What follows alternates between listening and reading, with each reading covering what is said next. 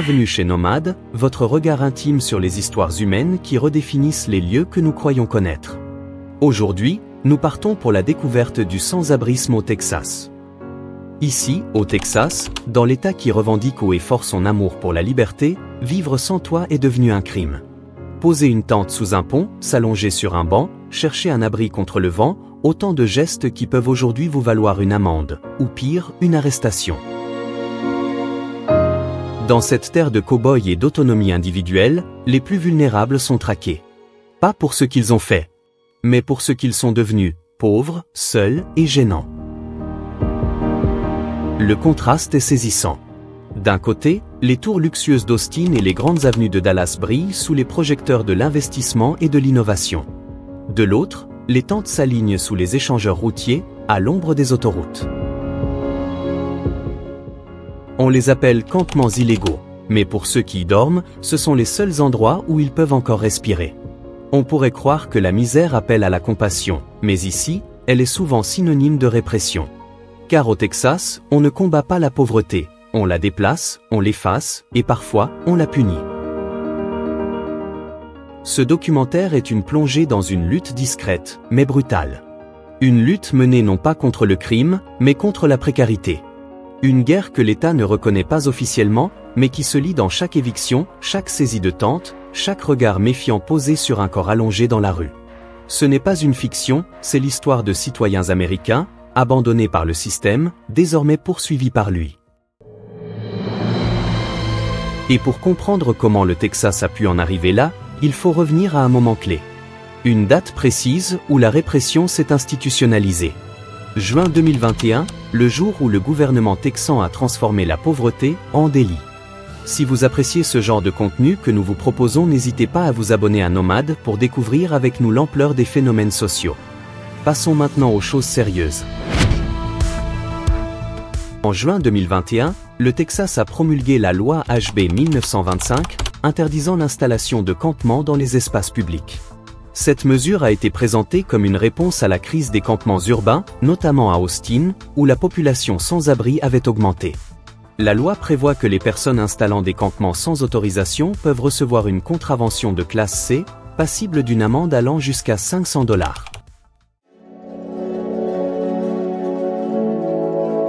Les autorités locales sont tenues de faire respecter cette interdiction sous peine de perdre des financements publics.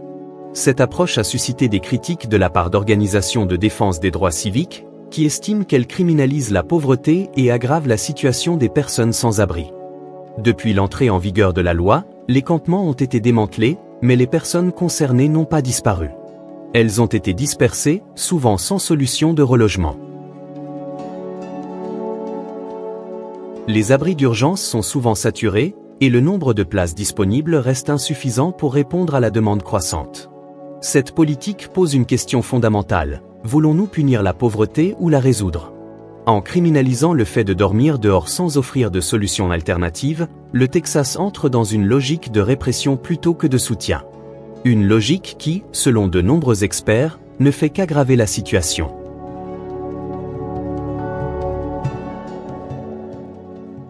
Depuis l'entrée en vigueur de la loi HB 1925 en septembre 2021, les forces de l'ordre au Texas ont intensifié leurs interventions auprès des personnes sans domicile fixe.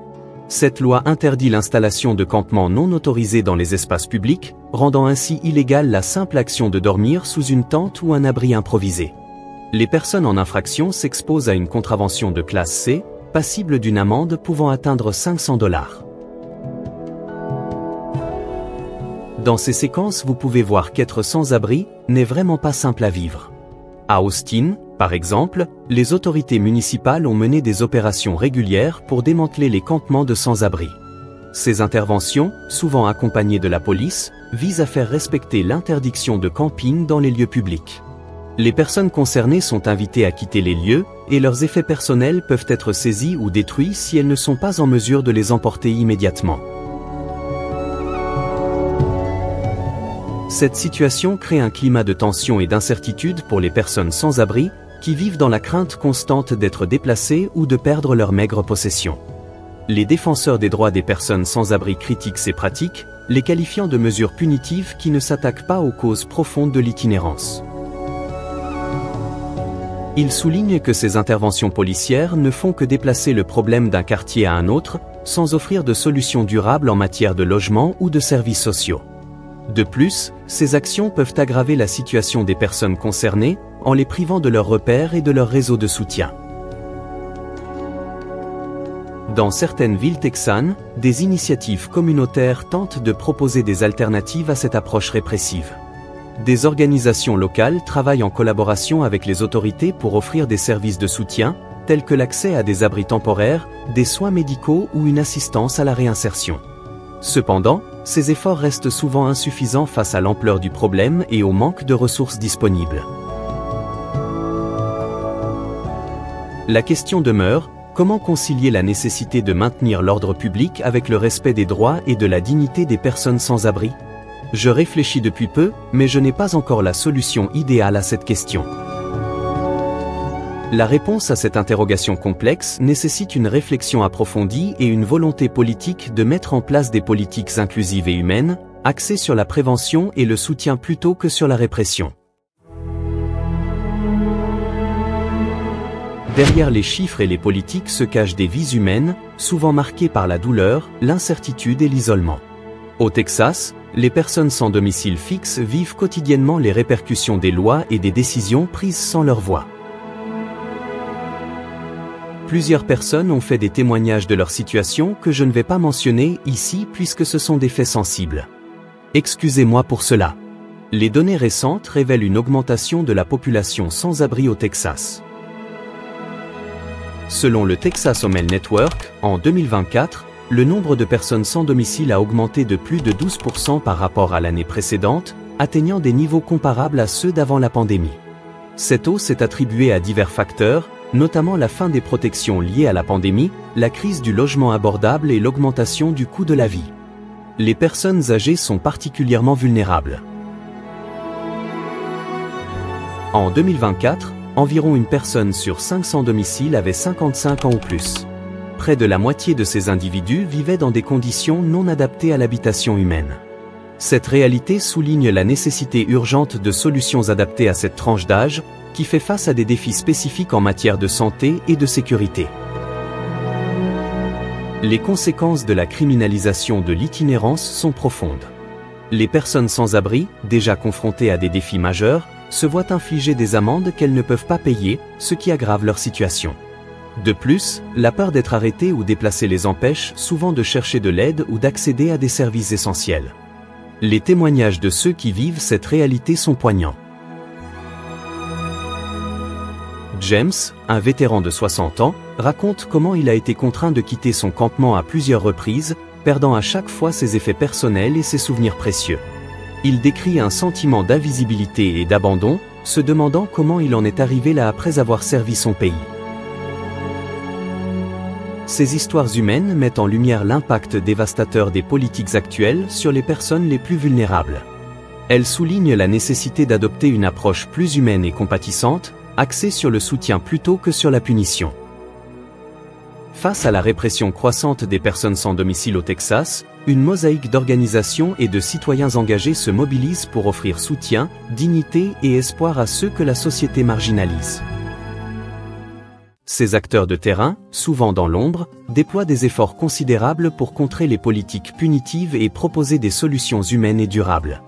À Austin, le Texas Home Health Network, THN, joue un rôle central dans la coordination des efforts pour prévenir et mettre fin à l'itinérance.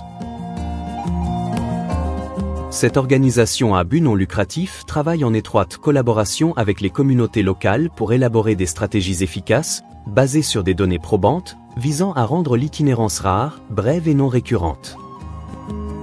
Le THN organise également des journées de sensibilisation au sein du Capitole texan, rassemblant des centaines de défenseurs pour plaider en faveur de politiques plus inclusives.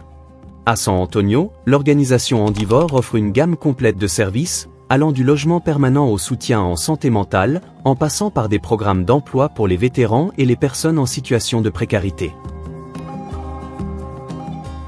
Fondée en 1969, Andivore s'efforce de fournir un accompagnement holistique, reconnaissant la complexité des parcours individuels et l'importance d'un soutien adapté. Dans la région de Waco, la Heart of Texas Home Health Coalition, HOTC, s'engage à améliorer la sensibilisation du public à la question de l'itinérance, à renforcer les services d'assistance et à identifier les lacunes dans le soutien offert aux personnes sans abri. Cette coalition travaille activement à développer des plans stratégiques pour fournir un continuum de soins aux individus en situation d'itinérance. Je pense que c'est déjà une très bonne chose que ces solutions soient mises en place, même s'il reste encore beaucoup à faire.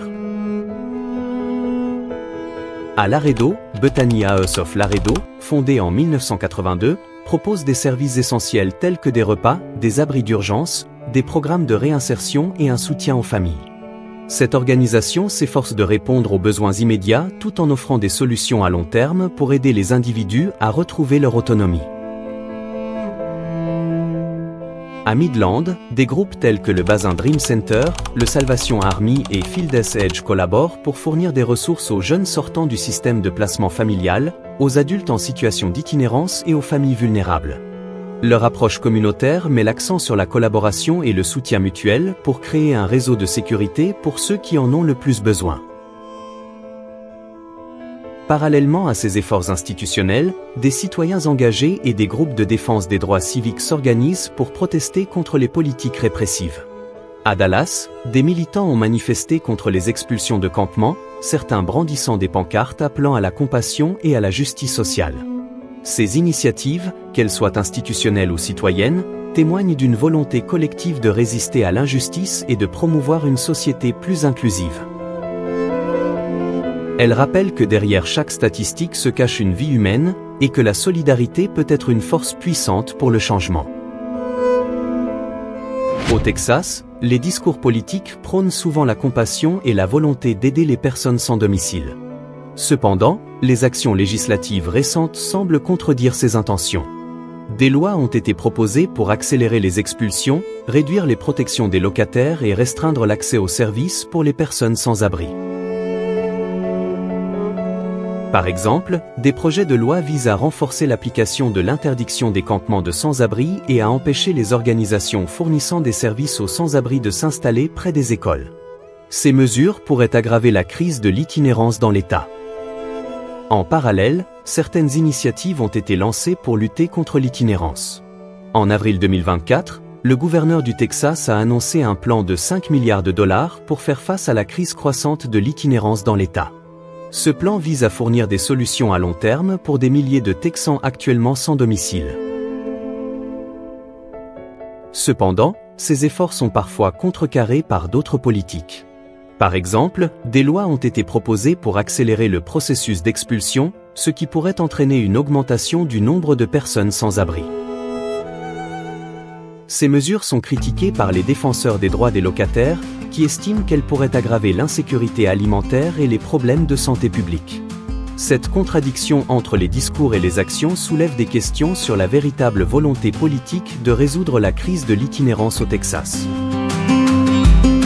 Alors que des fonds importants sont alloués à des initiatives pour aider les sans-abri, d'autres lois semblent compromettre ces efforts en rendant la vie encore plus difficile pour les personnes concernées. Il est essentiel de se demander si les politiques actuelles sont réellement conçues pour aider les personnes sans domicile ou si elles servent d'autres intérêts. La cohérence entre les paroles et les actes est cruciale pour instaurer la confiance et apporter des solutions durables à cette crise humanitaire. Le Texas, terre de contrastes et de promesses, se trouve à un carrefour décisif. Alors que les politiques actuelles ont souvent privilégié des approches punitives face à l'itinérance, des initiatives émergent pour proposer des solutions plus humaines et durables. En avril 2024, le gouverneur du Texas a annoncé un plan ambitieux de 5 milliards de dollars visant à lutter contre l'itinérance. Ce programme comprend des investissements dans le logement abordable, les services de santé mentale, la formation professionnelle et le soutien à la réinsertion. Cependant, la mise en œuvre de ce plan nécessite une coordination efficace entre les différents acteurs et une volonté politique constante pour garantir son succès. Parallèlement, des propositions législatives telles que le projet de loi HB 2724 cherchent à transformer les opérations des refuges d'urgence pour garantir un accès équitable aux services essentiels, indépendamment de l'origine ou du statut des individus. Ces initiatives reflètent une prise de conscience croissante de la nécessité d'adopter des politiques inclusives et respectueuses des droits de chacun. Néanmoins, des défis subsistent. Des projets de loi visant à accélérer les expulsions ou à renforcer l'interdiction des campements de sans-abri continuent d'être proposés, suscitant des inquiétudes quant à leur impact sur les populations vulnérables. Il est crucial que les décideurs politiques évaluent attentivement les conséquences de telles mesures et privilégient des approches centrées sur la prévention et le soutien. Face à cette réalité, la société texane est appelée à réfléchir collectivement à la manière dont elle souhaite traiter ses membres les plus vulnérables. La compassion, l'empathie et la solidarité doivent guider les actions futures pour construire un État où chacun a la possibilité de vivre dans la dignité et la sécurité.